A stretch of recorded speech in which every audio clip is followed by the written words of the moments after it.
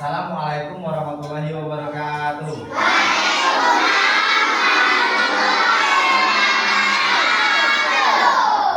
Selamat pagi.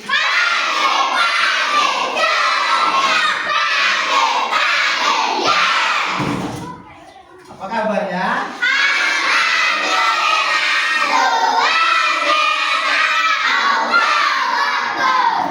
Alhamdulillah. Baiklah, hari ini kita belajarnya digabung kelas 2 dan kelas 4. Walaupun digabung, belajarnya tetap tertib dan semangat. Baiklah, kita absen terlebih dahulu. Kelas 2, hadir semua? Hadir semua.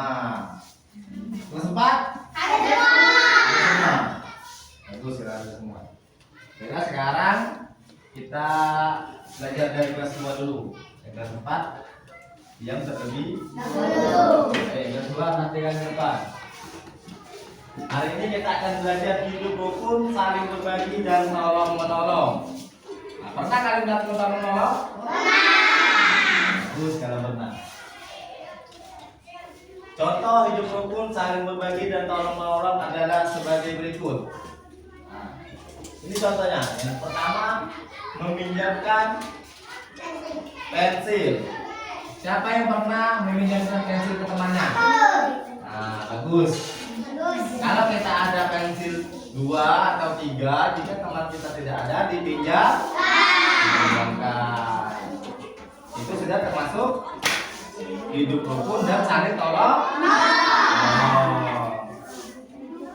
Yang kedua, melaksanakan piket kelas. Nah, siapa yang ikut piket? Ada yang ikut piket? Piket semua. Bagus kalau piket semua. Tertib masuk kelas.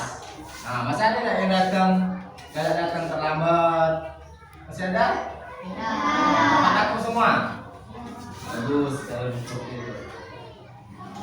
Terus bersalaman dengan orang tua.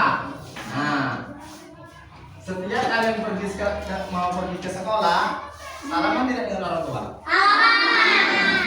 Bagus kalau salaman. Terus menjenguk teman sakit. Pernah tidak menjenguk teman sakit?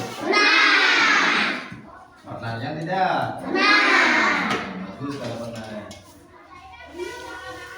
Terus menghormati orang tua dan guru. Jadi kalian itu harus menghormati orang tua dan guru. Hormat tidak kepada orang tua dan guru? Terus manfaat hidup rukun, saling berbagi dan tolong menolong. Nah, jadi hidup rukun, saling berbagi dan tolong menolong itu ada manfaatnya. Yang pertama, hidup menjadi tenang dan damai.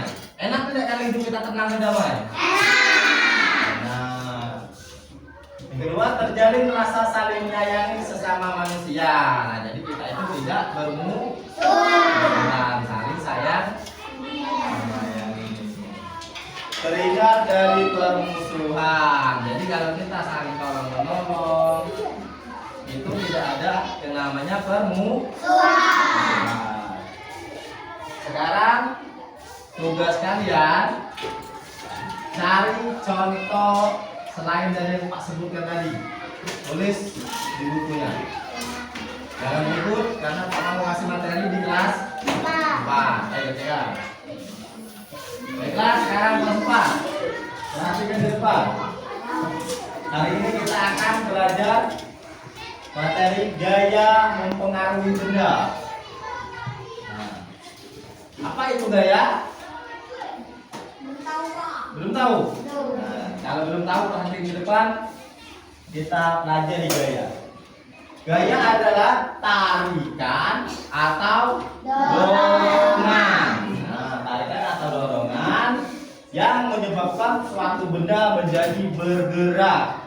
Itu dinamakan dengan gaya.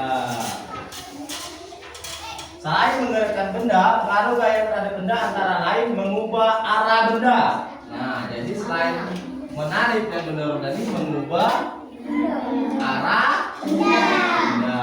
Jadi berubah arah benda itu. membuat benda bergerak menjadi diam dan menambah kecepatan gerak benda. Nah, membuat benda yang bergerak menjadi diam dan menambah kecepatan benda. Nah, contoh, kasih contoh gaya. Yang pertama membuka dan menutup pintu. Nah, perhatikan. Membuka itu ditarik atau mendorong? Nah, menutup pintu. Nah, itu tadi kan artinya gaya tarikan atau dorongan. Menutup pintu namanya itu gaya. Terus contoh yang kedua, menendang bola. Nah, gaya tadi kan diartikan selain menggerakkan benda, pengaruh gaya terhadap benda antara lain mengubah arah benda. Nah, bola itu kita tendang berubah arah. Nah, jadi termasuk contoh gaya.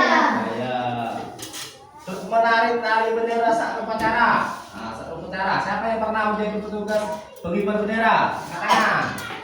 Nah, tali itu ditarik atau tidak? Nah, itu adalah terjadi suatu gaya. Tukang bakso menyuruh gerobak. Pernah lihat tukang bakso menyuruh gerobak?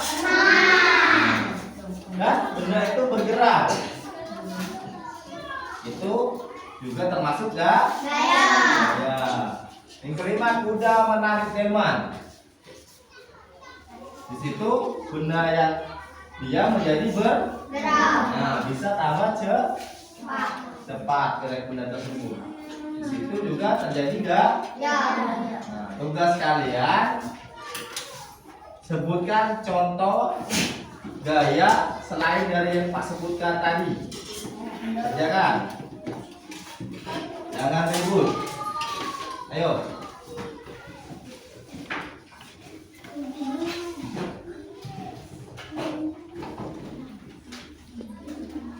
Sudah semua? Sudah. Nah, sudah, silakan dikumpul.